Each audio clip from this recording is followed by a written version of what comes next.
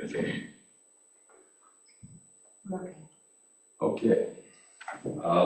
Ladies and gentlemen, council, thanks very much for your attendance. Wednesday, April 9th. We begin the meeting at 1:31. These meetings will appear in our webcasts. They're provided for convenience only. It can be found under the YouTube channel.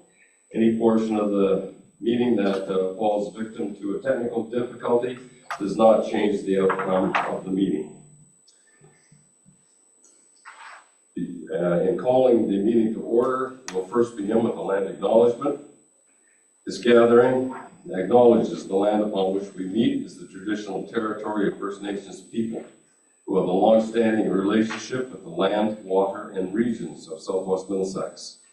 The nations along the banks of the Thames River include the Chippewa of the Thames, Oneida Nation of the Thames, Munsee Delaware Nation, and Delaware Nation of Moraviantown. We convey our respect to our First Nations neighbors and thank them for their contributions to our culture, community, our past, and partnerships of the future. Council, is there any member declaring a pecuniary interest or the general nature thereof? I've not been advised of any. And before I go on, Mark McGill is absent with regrets. I believe he's in DC at the current time. Confirmation of the agenda has been circulated and distributed to all council. Are there any errors or omissions? Failing which, the chair will entertain a motion to accept the agenda as circulated. Councillor Haggett, thank you. Seconded by Councillor McCollum. All in favor? Carried. We are now at delegations and presentations. We see we have many members from the historical Glencoe and District Historical Association with us. I hope I have that right. And Mary, we're delighted to see you. Denise, you as well. I just remind the delegations, according to our bylaws, have 10 minutes and 2 speakers. So it looks like you have been briefed on that, or you've been reading. Okay, so thanks very much. And we can squeeze an extra minute and a half in if you need it, okay?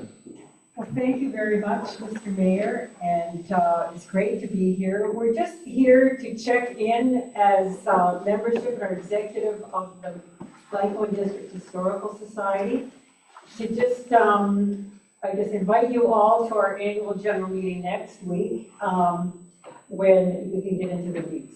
But we just want to share some slides. Next slide. So here are 4 categories of the work that we're doing. The archives is so critical, and it's a whole issue we can talk about just there, the work to establish an archiving support system that would support all the little archives, museums throughout our county.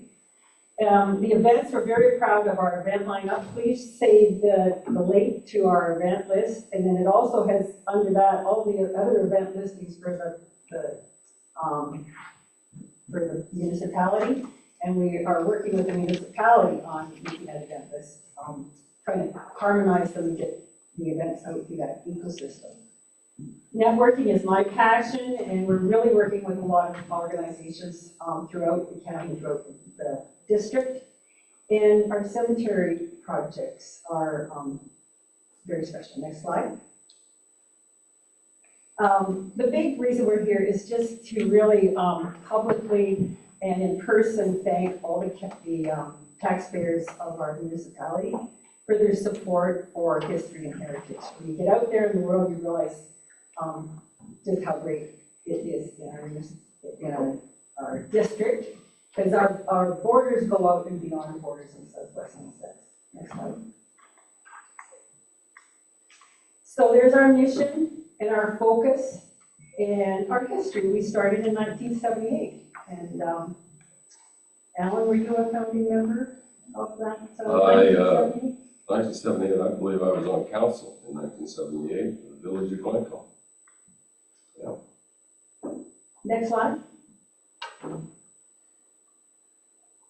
There's a couple of There's our old sign's a little bit out of date, but it stands proudly on the corner. Thank you very much to the staff that coordinated the installation of 3 beautiful new windows on the corner of the building. And there's Brian Hughes, and looking through these land records, that's another treasure in our municipality that Harold Crothers and Irene Matheson back in the 90s rescued all of the land deeds for all this part of the district, Caradocs, and the real things are there. Otherwise, they would have been destroyed after they were digitized in the 1990s. Next slide. Our vision for the future.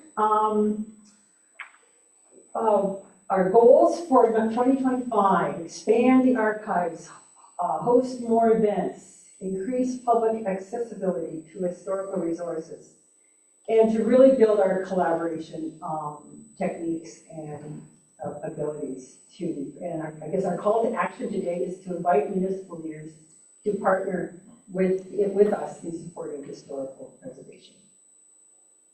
Next slide. And there we are, the 3 of us working together. Next slide. So here's just some of the key projects that we're working on. We sent some information into the treasurer to help provide some numbers on some of the important projects. The Willie Cemetery is a big project, so hopefully maybe we can look at that in 2026. The Simpson Cemetery, we're going to have a wonderful event there this in July, and then there's some minor repairs needed. And there's already work started on the arena history display case, and so we want to, Harold would like to work with Kevin, or maybe there needs to be a few more people involved in consulting on how that could go together. And Harold can answer questions about that. And the plaque program is very cool. And one important message to bring today is the need to rescue the archival records that are in the Alfred Bedford Community Center. So some preparatory work has been done on that, but there's a portion of those records are very important and need to be preserved in the archives. And building maintenance for the archives and Wardsville Museum. I wanted to tell a little story how the women's toilet was flushing for 3 minutes at a time, and then it started leaking. And we made a call to the municipality yesterday, and Mr. Gould showed up in 5 minutes. And is it fixed now? Is the toilet fixed? Yes. The toilet is fixed. So that was beautiful. Next slide. And I will introduce my colleague. Actually, I should introduce all our people here. Just go around with everybody that's attended. Denise Cornell. Denise Cornell, Secretary for the Historical Society. Ken Beecroft, past president. Harold Crothers, General Manager and Membership Chairman. Norm McGill, Vice President. And our very committed members. Paul Vanderhook. Howard Vanderhook. As many of you know, I'm from Wardsville, and Mary, my dear friend, asked me to come and be the secretary for the Historical Society, and which I graciously did. So, still being new to the Historical Society, like many in our community, I care deeply about preserving the stories that define all of Southwest Middlesex. The Wardsville Museum, built in 1918, is the last historic building on Wardsville's main street. A space that holds memories, identity, and a pride for the village of Wardsville. Through a formal deed of gift, Ken Willis has entrusted his entire collection to the Glencoe District Historical Society. It's a powerful reminder of how much this museum meant to both Ken and his late wife, Sandy, who dedicated years to preserving Wardsville's local history. Their passion and care live on in this collection and in the building that houses everything. This afternoon, I'm respectfully asking for your support, along with the Historical Society, to designate the Wardsville Museum as a heritage property under the Ontario Heritage Act. This step would protect that building from demolition or redevelopment and ensure it remains a space where our local history can be shared with future generations. Although I wasn't involved at the time, I've seen the success of past collaborations between the Historical Society, the community, and this very council, especially during the Glencoe train station restoration. That project, driven by volunteers and supported by the municipality, shows exactly what's possible when we work together. The Wardsville Museum is more than just a building. It's a living connection to our past. As both a resident of Wardsville and a member of the Historical Society, I am committed to ensuring a treasure not only for our village, but for all of Southwest Middlesex. At this stage in my life, I've come to realize just how important it is to protect the stories and places that shaped us. As someone who has grown up here, raised a family here, and now stands as one of the matriarchs of Wardsville, we owe it to those who came before us and to those still to come to preserve what we can. The Wardsville Museum isn't just about history, it's about legacy, and I hope you'll help us to protect it. Thank you. Thanks very much. Yes, Yes, go ahead. Yeah, just to wrap up, do you want to speak to this next slide, please? No. Well, one of the things we aspire to is to pull together, organize with your help hopefully, a gathering of all our groups to come together and kind of put a strategic plan together of how we can support each other, because some of us all have different resources and we could share them. One of the things that the Historical Society is doing is to share our promotional abilities, is to point to and feature the authors in our area. So I'd like to present a copy of, fresh off the, where's the camera here, a copy of the history of the commercial fisheries and the Thames and the Simian rivers. And so I'd like to give one to council and the municipality. And who is the member for sitting on the council or of Lower Thames? That's fine. Well, that's very good. And this is another thing coming up is our 10,000 years of history that we're kicking off soon. And this is a beautiful little map of the Indigenous communities in our district in Southwest Ontario. I know you've seen that before, but it's well done. And Yeah, that's great. Thank you very much. That's super. anything else? AGM. So come to the AGM in a week on the 16th at 7 p.m. and we can get into the details. And I think you've already got a draft copy of our report for the year. Yeah, thank you. That's a great presentation, and it's so nice to have something visual to look at rather than just words. And I thank you very much for that presentation. Our gratitude goes up to those sitting in the chairs as well, because we know how hard you work, and we also know many of us are quite experienced in the volunteer sector of communities, and we know that our numbers are shrinking sometimes, and we're also getting a little more gray hair in our membership. So we know that there are challenges out there, as well as many things that are positive. I think occasionally you have to dwell on the challenges as well, and I know you folks have. Council, are there any questions you'd like to ask the delegates? Yeah, go ahead, Martin. Thank you, Mayor Allen. To the society, are you taking over the Wardsville Municipal building then? At present, Ken Willis is still managing the museum. At present, he needs help. So he has reached out to community members to lend him a hand while, as he recuperates. So that is, in a nutshell, as I said, as the matriarch of the village, I'm reaching out to younger people in the community because we need help. And thank goodness, Jack and Sheila Morrison's son is coming to the forefront, and other young people are showing interest in the in the museum. So I'm very, very pleased that this will go on. So that's the operational piece, i.e. the collection is owned by Ken, and he is bequeathing it to the community. But it's being held inside the building that is municipally owned.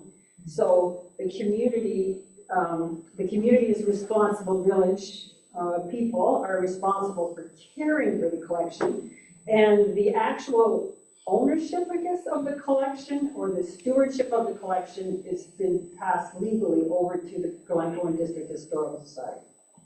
So then, and then the Southwest Middlesex owns the building. So it's kind of the three entities together caring for that building and the collection and Ken's legacy.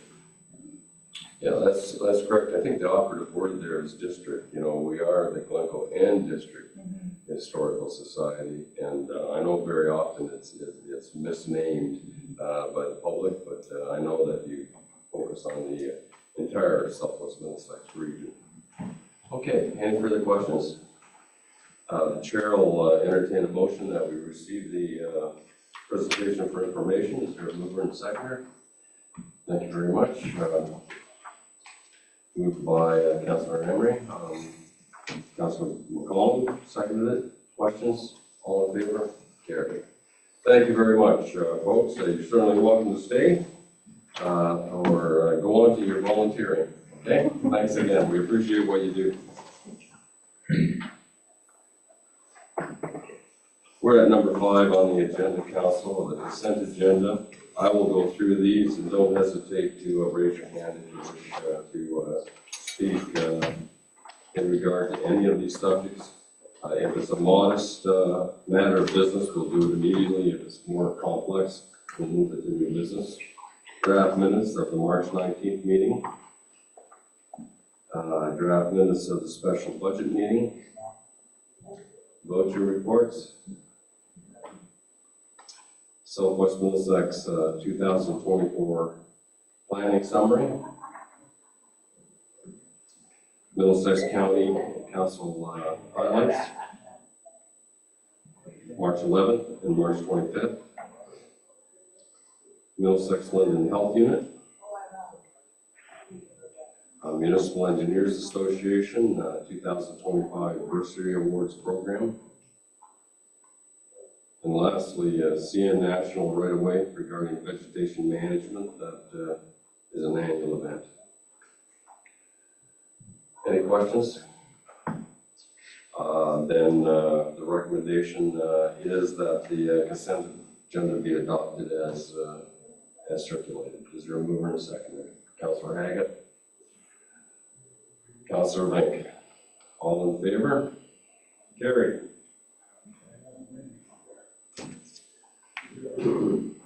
At this time, Committee of Adjustment, there are no applications. And in addition, there are no public meetings at this meeting, public meetings that we have to deal with at this meeting. Staff reports, I'll hand it over to Amanda, the CAO Quarterly Status Report for Q1 2025. And Amanda, you can take it away there. Thank you, through you, Mayor, to Council. Before you is the first quarter of 2025 status report. This report provides a summary of all projects, operations, capital projects in pursuit in the first quarter.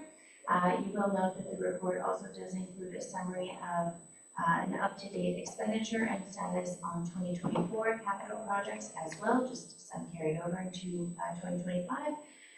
And you will note that since the budget was approved on March 20th, and this report goes to March 31st, that the update on the 2025 capital is slim. But you will note that there's lots of work being done by our staff team moving forward those 2025 capital projects. I am happy to take any questions. We always appreciate those reports. Council, I'll give you a moment to reflect on that and certainly raise your hand if you have any questions.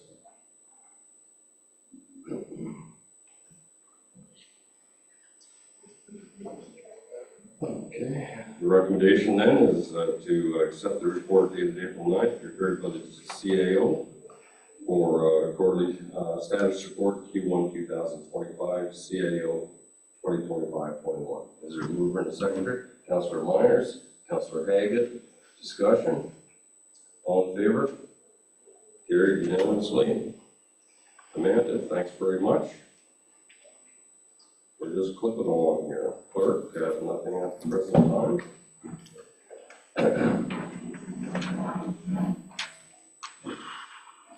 Finance, Matt, thank you very much for joining us.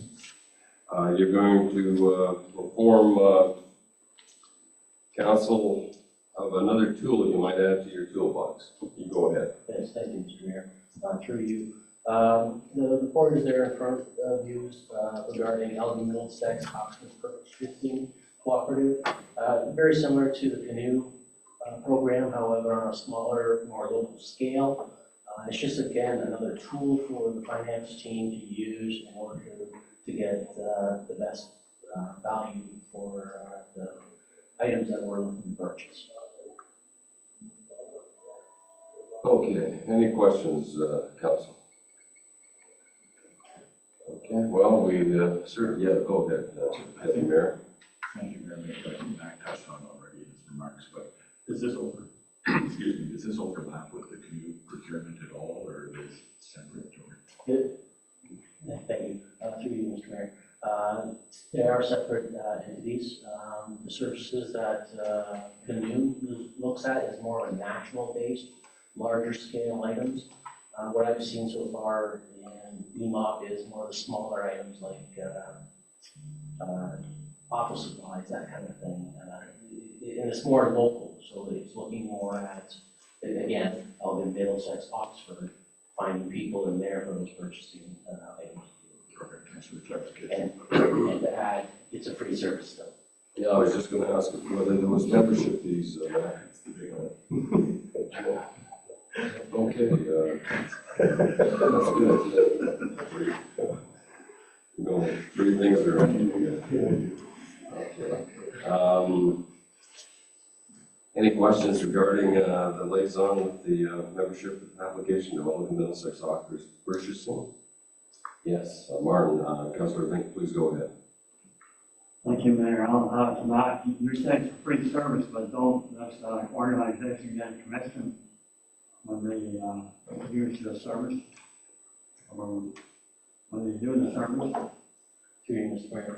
To my knowledge, no, this is truly a community collaboration to get the best purchasing agreements in place. And once those agreements are in place, it's available to all the members within EMO. Okay, last call for questions. Okay. The recommendation is before you that the council of the municipality of Southwest Middlesex receive the report dated April 9th, prepared by treasurer entitled membership application to Elgin Middlesex Oxford Purchasing.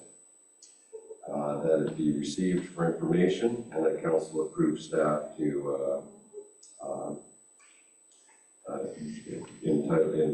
join a membership in that organization. Is there a mover and a seconder?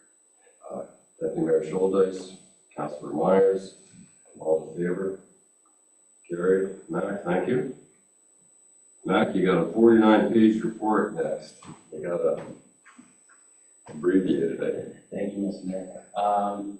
That report is simply the updated information that everyone has seen during the budget process. So everything that was agreed upon on the March 20th budget meeting, that has been updated in those files so that we have a permanent record of the final numbers. And that sets out what will be coming out shortly will be the tax rates after the fact. Okay, thank you. Council, any questions? I'll give you a minute to peruse that if you like. It's blanking. There? Yes, go ahead. Yes, I see in the budget, we have $12,000 for gas for the arena, for a total. And I looked at January, and January was $45.68. That's a lot of money for January. Whether the budget at $12,000 is gonna be gone here in another month. At that rate. Thank you, Chairman, Mr. Mayor. I'm not sure that we looked at the number correctly, but I can take that away and get back to you. Well, okay, good, thank you. And then again, your summer months are really net zero for some of that, so it may average out. And I'm sure those numbers may have been provided by past examinations of bills, so you'll see it unless the price of gas has gone up dramatically. Okay. Council, the recommendation is before you that Council of the Municipality of Southwest Middlesex received the report dated April 9th, 2025, prepared by the Treasurer, titled 2025 Budget, Final Budget. Is there a mover and a seconder for that? Councilor McCollum, Councilor Haggett, questions? All in favor? All opposed? Carried. Well, administration now, once we do the bylaw, we can dive right into that.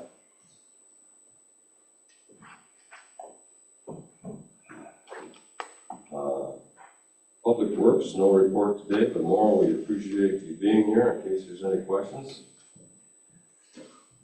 Community Service and Facilities.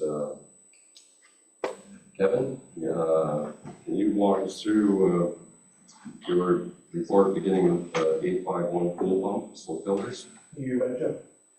Through you, the Mayor, before you is a report to replace the pool pumps and filters for the Glencoe pool that was obviously approved by council in the 2025 budget. 2 submissions were received. Both submissions meet the requirements of the municipal procurement policy. Recommended bid is within budget, and staff recommends awarding aquaculture pools limited for the replacement of pool pumps and filters. And I'm here to answer any questions you may have. Thank you. We are just within budget on that by a hair. And any questions? Yeah, Councilor Myers, please go ahead. Thank you, Mayor. Kevin. What's the timeline on this? Through the Mayor, I put in the report that June 6th was the deadline, and that includes the training with staff on it as well, so the pool will be 100% up and running by June 6th, and then we'll be ready to roll for June 9th, I believe is the Monday the opening. And this will improve, if I could take the liberty of asking you a question, Kevin, this improves the water pressure at the splash pad as well? That's correct, yeah, there are 2 brand new pumps, and actually it saves money on, with the filter system that they're putting in, it's a regenerative system, so it saves money on water, because you don't have to backwash the pool as often. It's half the amount of times, as well as when you do backwash, you use half the amount of water. So the filters are a little more money going that way, which saves you more money in the long run with water and resources. And the name of the company that the tender was awarded to sounds familiar. They have serviced us in the past, haven't they, these people? Aquaculture Pool does majority of our work now, and actually they did the last rebuild in there. Okay. So they know the system. They know the geography. Yeah, That's good. Yeah. Okay. Yes, Deputy Mayor Schultz. To Kevin, the pump or the pool and the splash pad used to be together. The water filtering, the water system was together and it would be recycled. Are they separate now? This system being separate? No, this system will still, the new pumps actually are going to give more pressure to it. So it's going to supply more pressure to the splash pad as well. So they're all still the same. It's all filters still the same. So the splash pad still has to, obviously to run health, still has to pass the pool for the splash pad to be open. Yeah. Thank you. Recommendation is before your council. We know that we have had some disappointments and some high maintenance costs on that in the past. I know it looks like a lot of money, but I think in the long run, it'll save us money. And our pool is getting older. There's no question about it. Would someone, move the motion forward? Councillor Haggett, I'm looking for a seconder. Councillor Myers. Any further questions to Kevin? All in favor? Carried. Kevin, thanks very much. And Kevin, 852, regarding project 2000 concession. If you'd like to walk council into that subject, please. Sure. Through you, the mayor. We have, I guess, an unused building, accessory, however you want to say it. We have the food booth at Project 2000 that has not been up and running since 2022. I believe due to staffing issues in the past, but I have had some questions asked by user groups and whatnot of what would it take to get this building up and running again as kind of an accessory for soccer, baseball, and whoever else, fair, whoever uses the grounds as of now. So my recommendation, looking for council support on this, is to put it in RFP for the operation of the food booth at Project 2000. So later, if there's somebody comes back with their proposals, we go through the proposals, and somebody can kind of generate their own little business out of the Project 2000. Okay, this will go to organizations and individuals, so. Yeah, whoever wishes to do it. All right. Just the first question, the condition of it, should we find an organization or an individual that would like to operate in there, is the facility in reasonable condition to pass our health and safety examination? Yeah, before we would hand it over, we would do obviously the thorough cleaning, top to bottom, and the health board would have to come in to pass it anyways, before we would hand it over. So all that stuff would take part before we hand it over to the winning bid. Okay. Good. Any questions, Kevin? Yes, go ahead, Councillor Bink. Couple things there, Alan, you touched on it, but I've heard some of the washrooms weren't working properly. And also, we just entered an agreement with someone, with one of your neighbors, I believe, Alvin, for a train station that wasn't part of that agreement that you can move the food truck to Project 2000 as well. Yeah, for certain events like tournaments and things like that, or the fair or something like that, yeah. Right, so that's something that should be told to the RFP people as well. Yeah, possibly. And what about the washrooms that we heard about? There will be maintenance done on the washrooms this year, so obviously toilets and whatever the barriers in between each toilet, sinks, all that maintenance is going to be done up to what we can with budget. And then until we hear from the trillion grant that we applied for with Project 2000, we're going to do what we can with what we have. Okay. Yes, Deputy Mayor, go ahead. Just as you mentioned, John, do we know when the deadline or when we will be hearing on the trillion grant is? Is there a timeline on that, you know? We have not been told a deadline or a timeline on that. Cross our fingers, eh? We'll be chatting with members of Parliament. See if we can twist their arm for a response. The recommendation is before you, Council, that the RFP be put out on our media sites or direct marketing. Yeah, moved by Councillor Myers, seconded by Councillor Haggett. Last call for questions. Yep, go ahead, Martin. Well, I think this should have been deferred till next year because there's so many things up in the air. We're going to be talking about the agreement for that whole area. We're going to apply for a grant. So why spend, our own money on washrooms when we get it through a grant? And we'll have to, and that could cost quite a bit. We're only going to make a little bit off RFP. It is budgeted for, and we're not going to spend any more than what has been budgeted. And it's not that we're trying to increase our level of service. We're trying to maintain it. And it's been some time since we've done anything over there. And I think the longer it goes, sometimes the worse condition. What about vandalism there? Has there been any kind? has been pretty good. There's little things of like breaking glass bottles and stuff like that under the pavilion, and the odd group likes to stack the picnic tables for some unknown reason and then leave it as is. But really vandalism wise, we had a little bit of graffiti last year, but that was taken care of. Okay, recommendations been moved and seconded.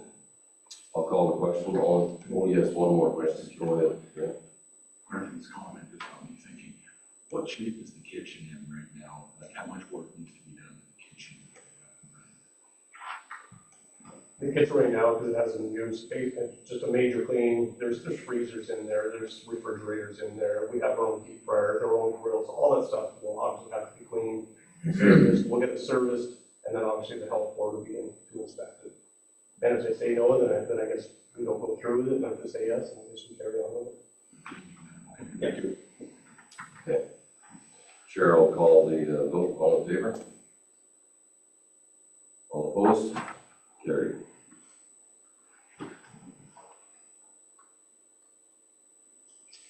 Okay, got that.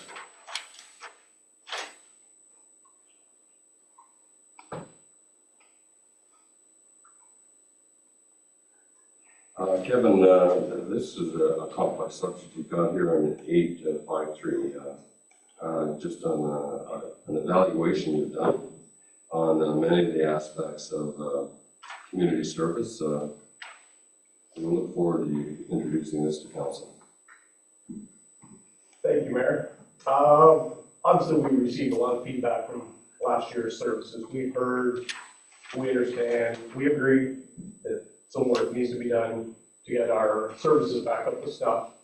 So staff put together, I guess, a slideshow of the services that we offer, all the amenities, and how staff thinks we can offer more for less, I guess, in a roundabout way, by removing certain amount of services that we do, allow us to bring up our service levels in other areas. So it all starts like we've already, each staff member now, full-time staff, has iPads now. So on the iPads is a program called Citywide, which is where all our work orders and everything go on. So we can communicate from the office with the staff, anything, say we get a phone call about something's broken, we throw it into Citywide, they get the immediate on their iPad, they go and address the issue, and then they can mark it off on the iPad. The administration can see that the job has been done. There's stuff like some of the staff put together a grass cutting schedule. So they have set days of where they're going to be, and then they set aside maintenance days for the lawnmowers as well. So that all gets loaded on there. The garbage pickup schedule, all that's going to be on the iPads to obviously streamline the services for the department. So that's where we started. So we're moving forward already on that one. There's already been some stuff loaded up. Mark has taken the reins on loading up a bunch of projects already on the Citywide, so we'll see how that goes moving forward. And we are looking into some training as well for the new staff and administration on the Citywide project. Moving on. So we'll start first with our waste services. Staff has gone around, and currently we have 60 garbage cans for the municipality. So when staff goes out twice a week, we're for 4 hours. Twice a week, 2 staff, 4 hours. So that's approximately $560 a week in wages and fuel.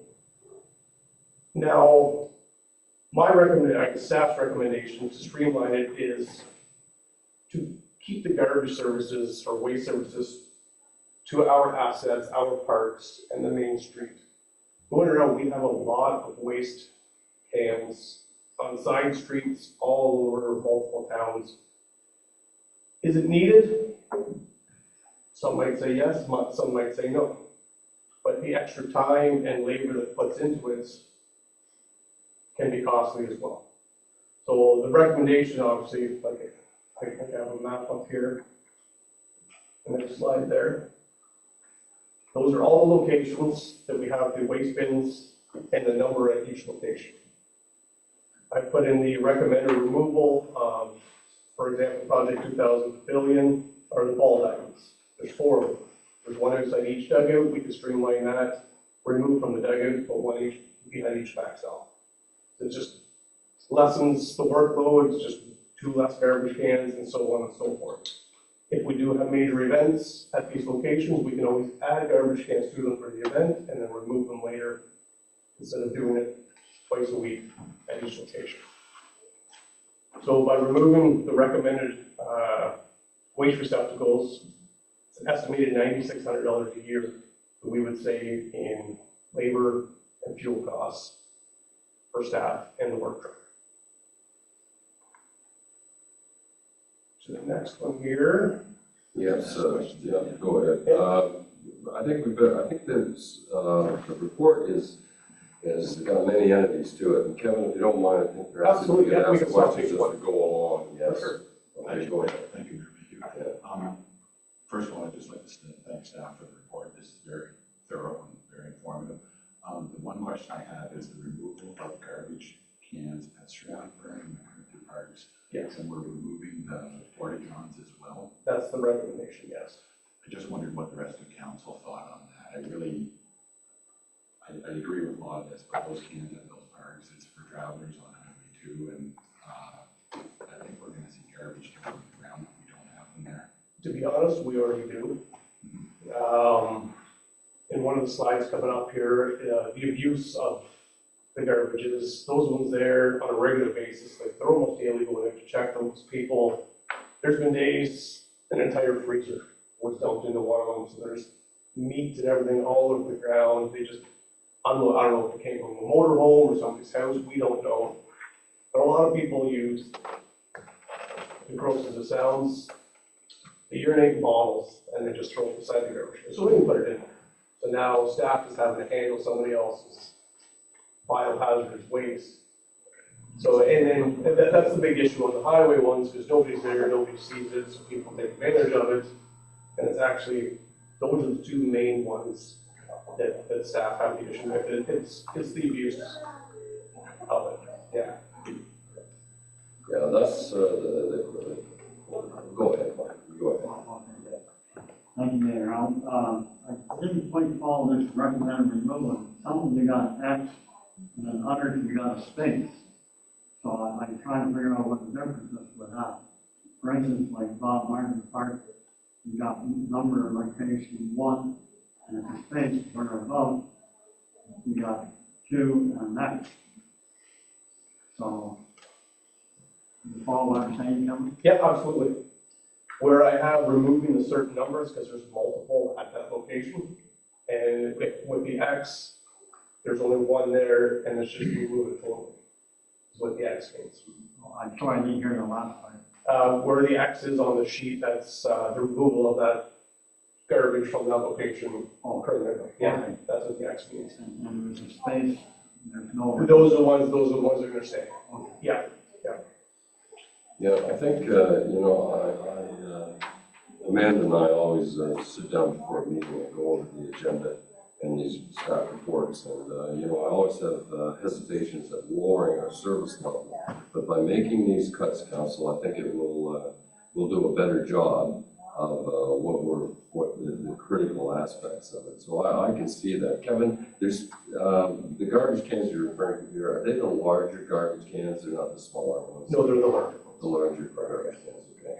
And there are a couple on here that we leave in during school year. There's a couple down by the high school that you utilize quite often and saves a lot of garbage. So there's only 2 down there, and when school is out, we would remove them. When school is back in, we put them back in place. And we don't get any financial assistance from the county on those county roads at all, like the garbage cans. Something we should ask them. That's not staff member. No, I just want to put that up publicly, so that those in county council are listening can keep their highways clean. Yeah, go ahead, Councilor Hagan. Yeah, through the mayor to come, so basically you want to go from 60 to 45, right? 15 is when it comes 13 or 15 X's. I believe the number is 20. If we do the X's and then the removal of which I believe is 20 was the last time I did count. Well, I know on Victoria Street, that street gets used a lot, whether there's school or no school. So the kids, the dog park, they go to school. I personally would sooner see 2 pits on that street than 1. But I get a lot of people, I've heard a lot of people come to me and complain about there's no place to put their garbage when they're walking, whether they're walking their dogs or if they're got Tim Hortons or whatever it is. And I understand this. I think, I'm on board for taking some, but I think you have to pick the right spots where you're gonna leave them. Yeah, it can be revisited. Like, there's some of them that are on the side streets, it was a daily basis that the guys were, somebody was doing a home renovation. And on a daily basis, as soon as they would dump it, it'd get filled with 2x4s and carpets and everything else. And so they would do part of their home renovation, we'd remove it for them, then they shut it back in the next day. And then before the wheelie bin program, we had those downtown garbage cans were full every morning. And so the garbage bin program helps. Follow up. Yeah, well, that's where I think that people or the ratepayers have to understand if it's gonna be picked up every Monday, it's picked up every Monday. So if somebody wants to abuse it, be part of the community and report or talk to the person that's throwing his home renovations in there and filling it. 2 minutes later, if it's gonna sit there for the week, I don't think our staff should be running every day because somebody wants to abuse these garbage cans. And secondly, out at Pickle Park, MacArthur Park, I know there gets to be a lot of stuff there, but what if there was a dumpster with a log on it? So when the boys go out once a week, they can just, whatever's there, just shovel it into the dumpster and they come once a month and dump it. I just wonder how big it costs that way. That's something I'd have to look into, for the cost of the dumpster, but you're probably gonna spend more on the dumpster and the dump fees than you would on dumping a single garbage can. I think, that's a good point you brought up, Councilor Hagan, about Victoria Street. It is a long street. But I'm wondering if with the reduction in traffic during July and August, when the schools are closed, hopefully it could possibly be interpreted as less servicing on there too, that maybe those bales could be taken away. But I know the dog park does get some. But I know there's less traffic on that street during July and August. Yeah. I think one thing to remember too, once Simpson Park is finished up here, there's gonna be a lot more traffic, and there's already been a lot more traffic there with kids playing soccer and basketball studies, and there's a lot of couple. Yeah, there's 2 garbage bales in Simpson Park currently. And, one on the west end and one on the east end. Yeah, again, once the season, we'll add more to our parks again. Like, we can remove certain areas and add to our parks. Actually, 3, it's one in the pavilion too. Yes, correct, that's right. Yes, Martin, please go ahead. Thank you, Mayor. So what about Stratford Park, MacArthur Park? So people are gonna dump stuff on the ground because there's no barrels there. I see people having lunch there and that sort of thing. So you get a call and then you're gonna have to clean up. Like I'm not really in favor of removing the garbage bins there because I think it's gonna create a bigger mess if you don't have anything there. Again, these are just recommendations, and whatever council wishes is what we'll go forward with. Yeah. I guess the exercise is trying to make our dollar go as far as it can, and it's the service may be overprescribed in some aspects of our community, and that's where we're going to have to tweak it, I think. Kevin, there may be many things in this document we'll accept, and that, as Councilor Vink pointed out, there may be others that we can reevaluate. Councilor Vink. Yes, one more question. I'd like Kevin to be able to continue on this report. Thank you, Mayor. Thank you. Just if we're not going to have garbage or porta johns at Stratford, I wonder if we could consider it surplus land. That's a conversation for another day. That has been mentioned to me. We got to remember that we spent $25,000 of CNR's money on those arboretums, and so we have to check if there were any conditions associated with that, and council could report back to that. And Amanda, I see you're writing that down at 25,000, so that's all right. I don't think we have developed, the vision of that was to be almost a kind of an academic center at one time where the trees would be identified. If I have any concern about those, and I mentioned it to Amanda, that there's some serious pruning that has to be done in those parks, but that's a conversation for another day too. Kevin, I'd like you to continue on with this report. It's complex and Sure. get into it. Absolutely, thank you. So moving on to the portable toilets that we supply. Again, a couple councilors have mentioned Stratford, MacArthur, Simpson, which will now be removed. This is from last year's due to the washroom being up, and then Melbourne Park and Little Pig Park. Each unit is stated here $220 a month. And again, the abuse of them out at Stratford and MacArthur, sure, we don't clean them, but we still have to deal with the maintenance between cleanings. So if somebody was to go in and do what they do, it's our duty to go in and make sure it's safe and clean for anybody using it. So again, there's more time and labor in that. So again, the recommendation is Stratford, MacArthur, and then Simpson is null and void anyways due to the washrooms being there now. So in the savings in that, to remove those three, you're gonna save almost $4,000 a year just in the portable toilet rentals between the months of May and the end of October. No question. Yes, go ahead, Councilmember. Through you, Mr. Mayor, to Kevin. I've had a couple of ratepayers approach me about the removal of the porta potties at those two parks. I realize that there is a lot of garbage and whatnot that goes on the outside, but we have a lot of travelers who come through this area. We have the Barn Quilt tour.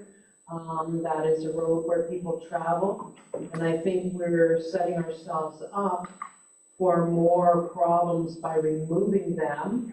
And these people are concerned about, they already have enough garbage as it is without having excrement around the area. Those trees and that were put up in that area for a reason with a walking path. And to me, that feels like not a good move for us as a municipality to be doing.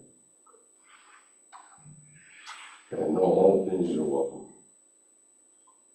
Okay, I will remind council that staff does want to take back some direction as well. Okay, so we will, it's unfair to staff to not convey our wishes to them so that they do have that direction. Okay. Perfect. Moving on to number 3 with gardens. Staff has gone out and counted, and we have 60 gardens throughout the municipality.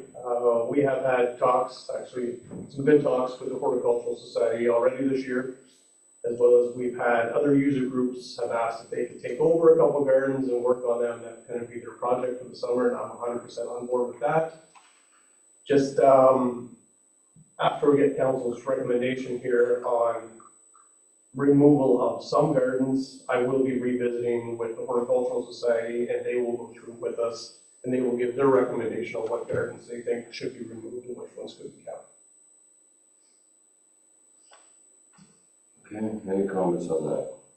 And these pictures here aren't exactly the ones that we're going to remove, they're just examples through the municipality of where certain gardens are in the state that they were in.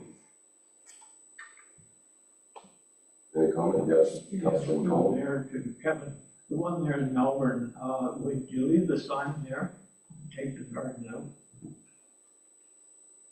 To be honest, one of the user groups has asked if they could take that garden over. They could take it over? Yeah, I mean, they want to take care of it, they want to plant their own flowers, so the garden down there actually in Melbourne would stay. It's gonna have to have some work done along the wood, Yeah, a little bit of TLC along that edging and all that is. but, it's got overgrown with weeds and stuff like that. Make it smaller. All I know is, if you tear it out, I would like the lawn back. Okay. Absolutely, yeah, we can keep that. There's all over Canada. Yeah, the same user group has actually said they'd like to take over the Middlesex garden as well. So they would take over the Melbourne and Middlesex and take care of that side for us. Any more questions? Yes, Councillor Haggett? No, I just want to say, I'm on board, I think there's too many, some, if you come up with a solution that makes everybody happy, we still have some. I think, we don't know which way this economy is going to go, so we have to, perhaps if we can shave a little off here. I tell you, Kevin, I'll take the liberty of having the last question and let you go on. Sure. I've always been an advocate of hardscaping as opposed to landscaping.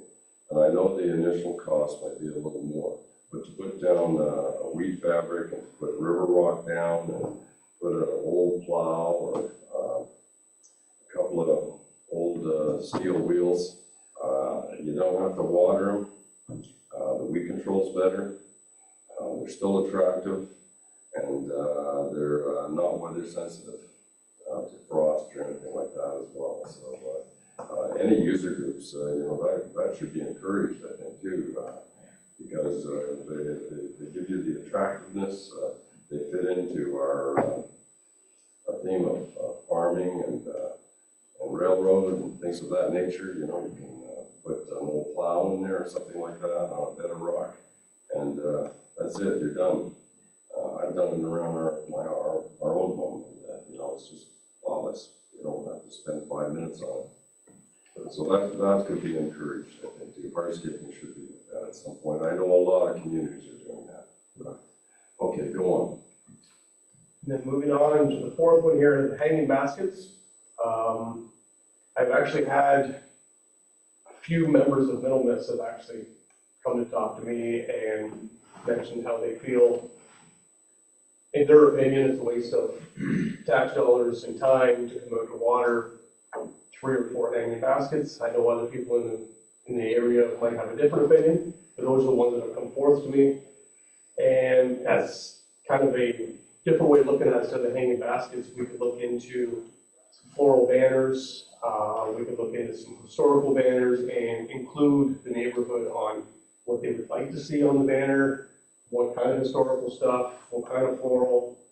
I know myself, I live in a small town in a different municipality, but we are literally the only town in the entire municipality that doesn't get hanging baskets, but they replace them with the floral banners and then historical banners and whatnot throughout the town. So instead of hanging baskets, we do the banners where I live, and then it's just kind of an idea for Middlesex as well. Because when you do all your costs and whatever else, you're 20 minutes or half an hour each time just to drive out there, to water them. And again, the estimated cost is about $500-600 a year by the time you put your labor, fuel costs, water, fertilizer, and all that to head into Middlesex. Again, they should just recommend. Questions on that? Yeah, I think you probably, I feel you might be on the right track to a more affordable situation with less maintenance. Deputy Mayor Schultz, go ahead. Thank you, Mayor Mayhew. I agree. I think they're on the right track with this. I'm just wondering, when some people sponsor baskets, they're specific where they want them. Is there anybody that wants it in Middlesex? I'm trying to remember which ones were there last year, and I don't think I believe the same ones have. It would be okay anywhere else. They have sponsored, that's something we have to reach out to them, like, this is what we're planning for, would you be willing to sponsor anywhere else? Again, that's something, after staff gives a recommendation, that's something we can look into for sure. Okay. I think we may have consensus there, Kevin. Go on. And then, for the end here, just the staff recommendations overall, streamline garbage services, by only providing Main Street municipal parks and then our assets. Streamline service to reduce 3 washroom units, Strathburn, MacArthur, and Simpson, I guess down to 2 now. To continue to work with partners to identify gardens for removal and report back to council. So with staff's or with council's direction, I would sit down with Horticultural Society again, and I would come back with another report on the gardens that they recommend to be removed, and then we can let council make a final decision on that one, on if they agree or disagree on that. And then replacing the hanging baskets in Middlesex with banners. And then if council goes through with all the staff recommendations, it's a guesstimate of about $20,000 a year in savings by the removal of the number of services. And then again, any question you might have, Council will entertain some, let's try to entertain some conclusion on this. Councillor Bing, go ahead. Yeah, if we're going to take all the services away from Stratford, I agree with Deputy Mayor, that we may as well get rid of the park. I believe it came from the county at one time, and I don't see why we just can't give it back to the county. And that wouldn't have a problem with trees or anything like that, because I go by there quite a bit. I'm only about a mile away, and on the way to Glasgow or London or whatever. I never seen anybody hardly walking there, never seen anybody reading the signs there. So it's very, and we have a park in MacArthur, we have one on Valley Hill, so that you can pull out and rest there. So I said that before at meetings, that three parks in that sort of distance is not cost effective.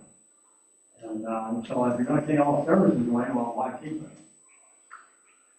and again, the recommendation with staff with the Stratford and MacArthur removal was, if you're cruising down that highway, there's a washroom in Middlesex at the park, and then there's a washroom in Melbourne at the park as well, so really there's not a massive stretch between the two towns if you had to use one of those. Yeah, I think that would suffice. We're trying to foster more development in Southwest Middlesex.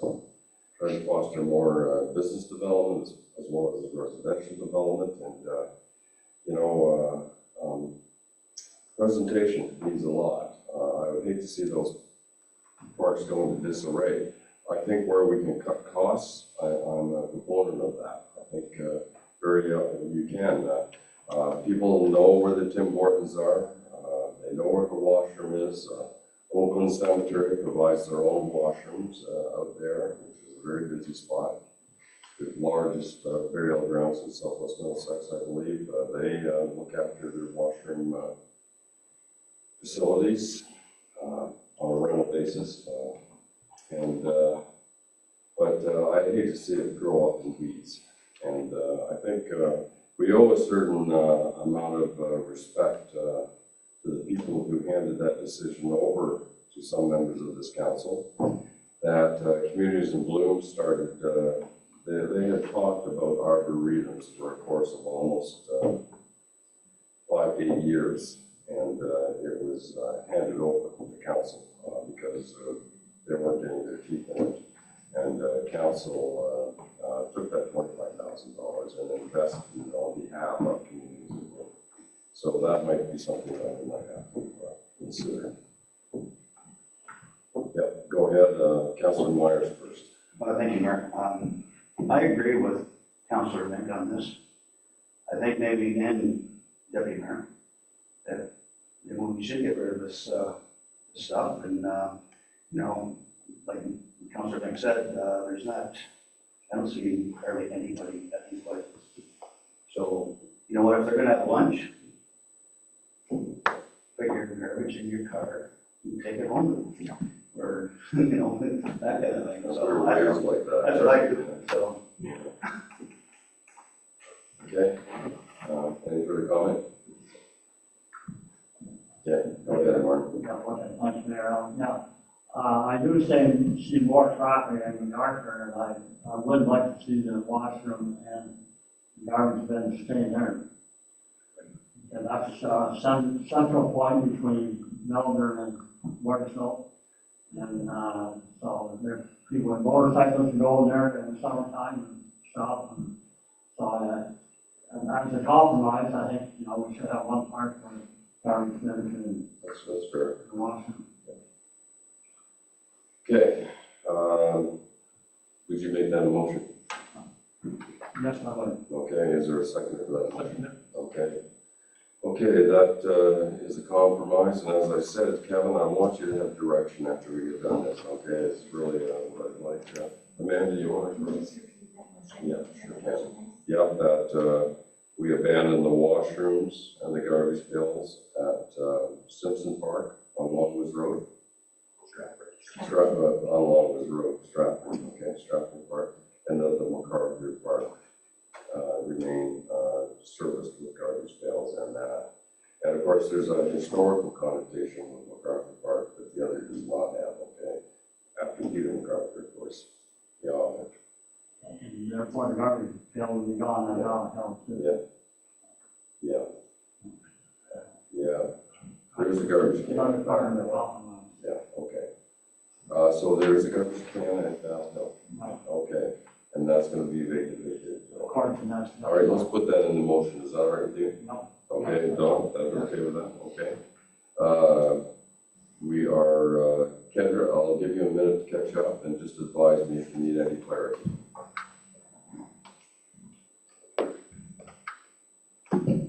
So we're gonna separate out the, yeah, so are you gonna pass, there's one resolution, so I'm wondering if you want me to pull just that part out? Or Yes, we- I think you should pull that part out so the staff have direction. We may have to whittle away at this.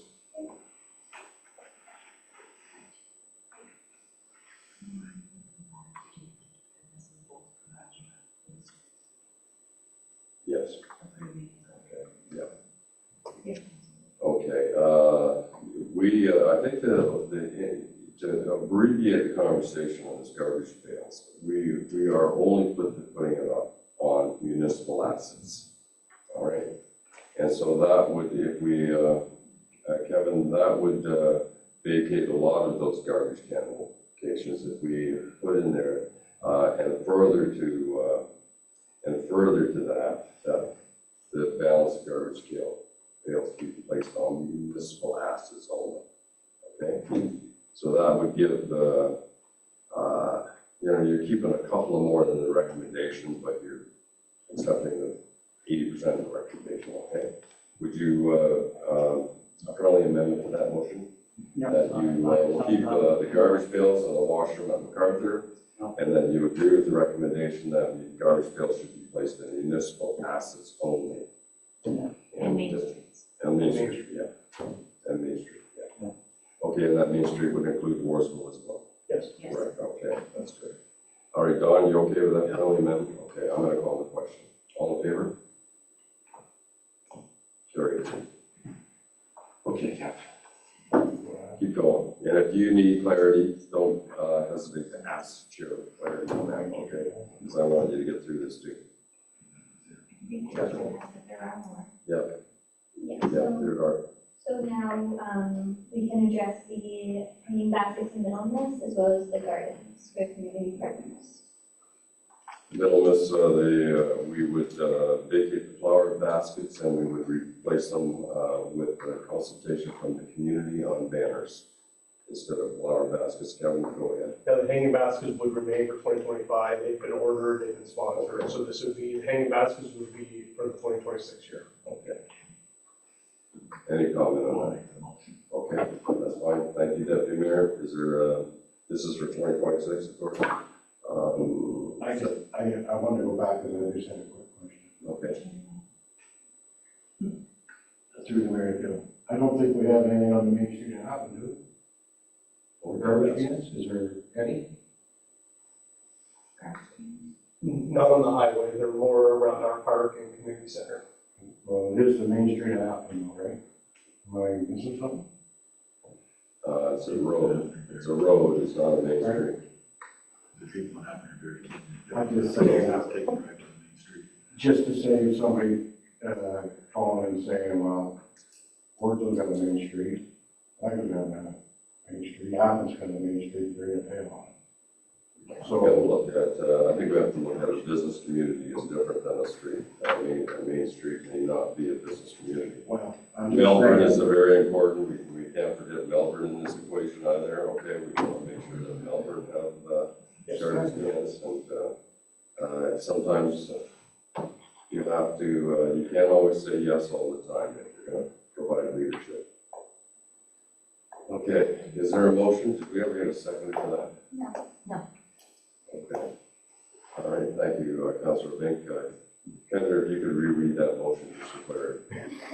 Good luck.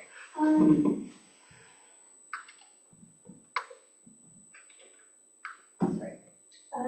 So that one is that council direct staff to replace the hanging basket the Middlesex decorative banners beginning in the 2026 season, and that council directs staff to continue working with the community partners to identify gardens for removal and report back to council.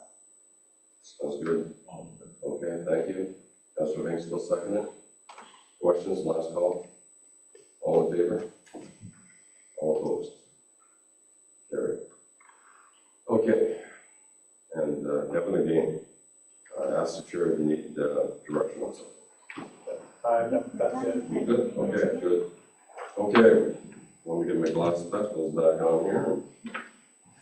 Well, Kevin, that was a great report, and Amanda, thank you for working with Kevin on that as well.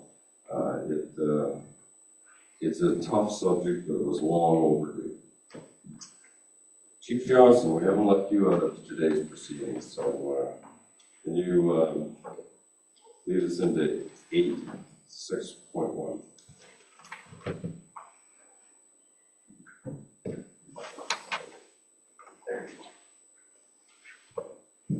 Thank you, Mr. Mayor.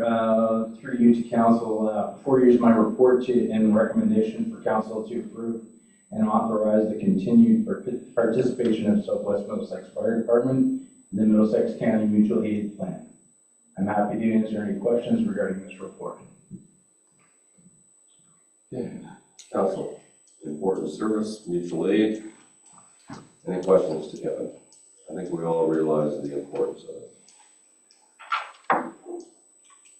Last call for questions. The recommendation is before you that we continue to adopt the mutual aid program in our fire services. Moved by Deputy Mayor Scholes, seconded by Councilor Myers. Questions? All in favor? That was easy.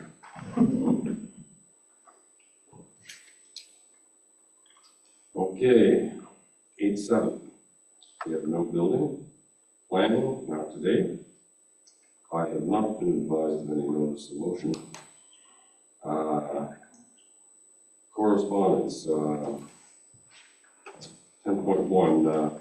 Chief, I'm going to ask you to perhaps introduce that to council as well. I see it's part of the topic here.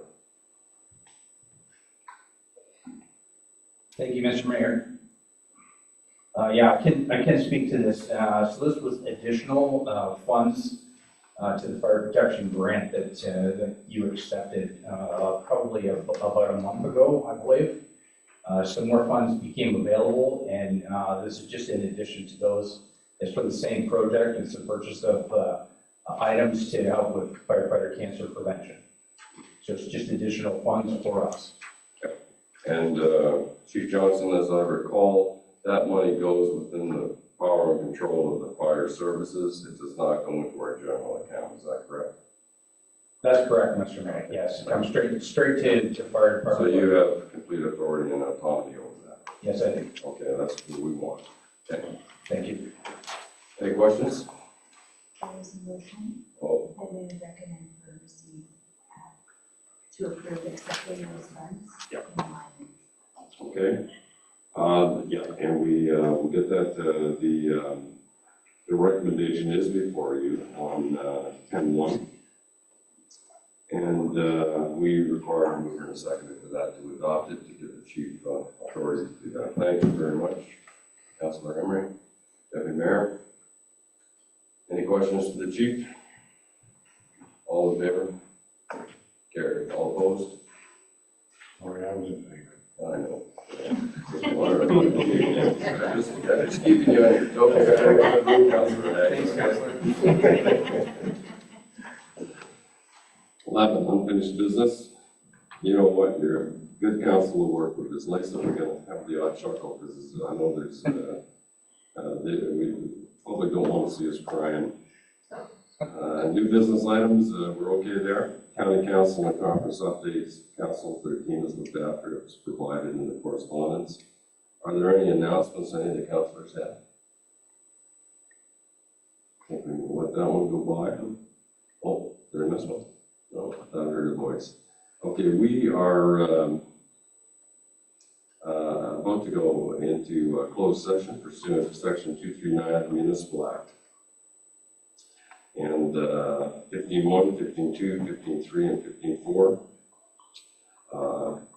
indicates the reasons for that closed session. And the chair asks that if we can go into closed at 2:46. Is there a mover and a second? Councilor Myers, Councilor Hagan, all in favor? Carried. Thank you very much.